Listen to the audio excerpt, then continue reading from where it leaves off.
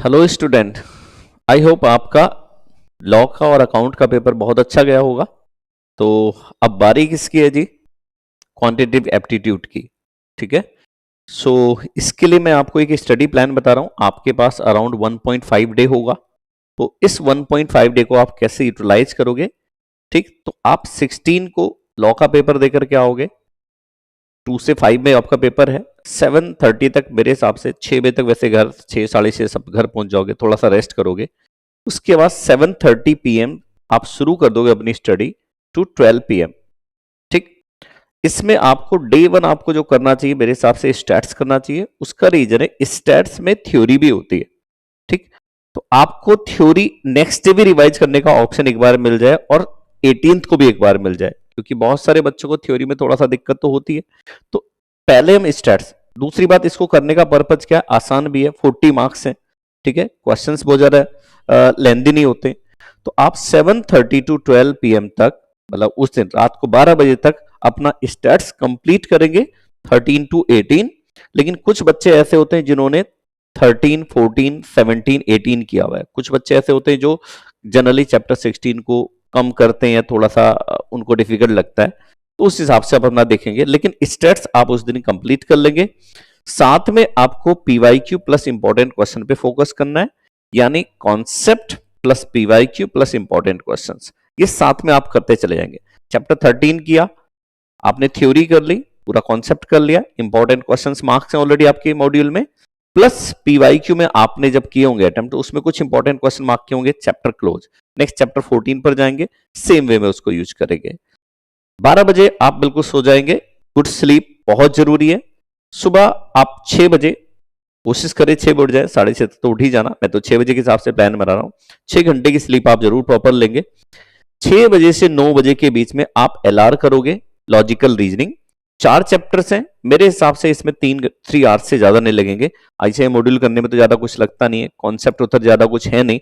आपको सिर्फ और सिर्फ क्या करना है? कॉन्सेप्ट, मतलब क्वेश्चंस फोकस करने हैं। सिर्फ ब्लड रिलेशन में और डायरेक्शन टेस्ट में थोड़ा सा कॉन्सेप्ट है, तो वहां पर आपको पीवाईक्यू और इंपॉर्टेंट क्वेश्चंस पर फोकस करना है। 3 आवर्स मोर देन सफिशिएंट है मेरे हिसाब से इसको पूरा रिवाइज करने के लिए। उसके बाद आप कुछ ब्रेक ले सकते हैं थोड़ा सा, और उसके बाद 9:30 AM टू 6:30 PM ये शेड्यूल है। ठीक है, इसमें आपको अब बिजनेस मैथ्स की बारी आती है। अगर मान लो किसी का स्टेट्स पहले दिन 16 को जल्दी खत्म हो जाता है, तो वो क्या कर सकता है? बिजनेस मैथ्स के सिर्फ फॉर्मूलाज, जो चैप्टर वो कर रहा है उसके फॉर्मूलाज देख सकते हैं। अगर नहीं होता तो इट्स ओके। अब यहां पर मैंने जो पहले बताया हुआ है कि चैप्टर 1 to 4 टिप्स पर होने चाहिए, स्पेशली इसमें भी कौन सा? चैप्टर 4, क्योंकि हाईएस्ट वेटेज का चैप्टर है, चैप्टर 4 होना चाहिए।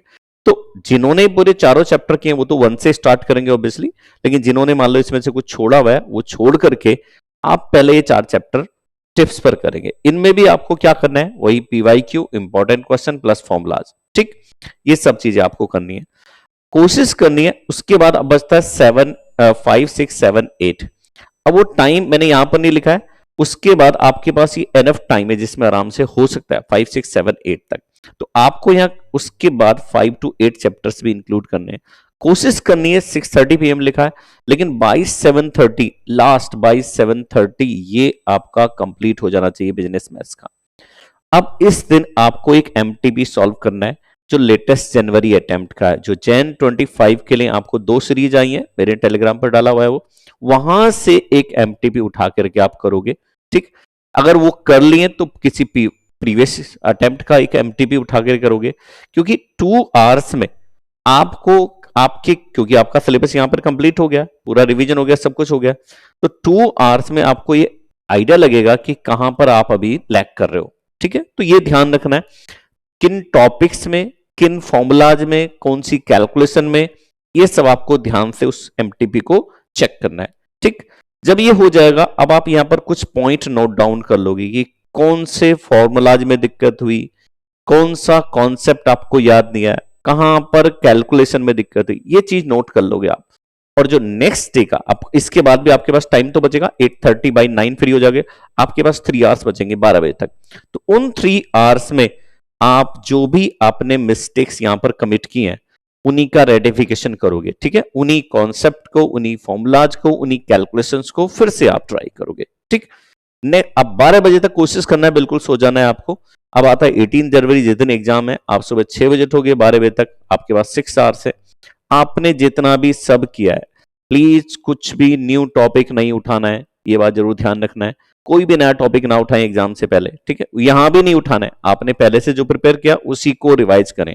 मैं तो 18 चैप्टर का प्लान बता रहा हूं, लेकिन अगर सपोज करो किसी ने 15 चैप्टर किए, किसी ने 17 किए, किसी ने 12 किए, उन्हीं चैप्टर्स पर आप स्ट्रिक्ट रहोगे, उन्हीं को बार बार प्रैक्टिस करोगे। नेक्स्ट आपका रिवीजन कैसे प्लान करोगे? आप concept plus important questions plus जो पीवाईक्यू में आपने इंपॉर्टेंट क्वेश्चंस मार्क किए, सिर्फ इसको रिवाइज करोगे। पैनिक नहीं होना है, कॉन्फिडेंट रहना है। आपने अच्छे से प्रिपेयर किया है, एग्जाम भी बहुत अच्छा जाने वाला है, और जैसा मैंने कहा था इस बार तो रिजल्ट भी अच्छा आएगा।